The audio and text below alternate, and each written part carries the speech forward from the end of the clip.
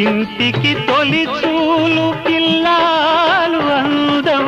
జన్మ జన్మల పుణ్య ఫలముగా జాలువారు పసి పాప నవ్వులే ఆలు మగలకు అందం. ఇది చెరగని ప్రేమకు శ్రీకారం, ఇది మమతల మేడకు ప్రాకారం.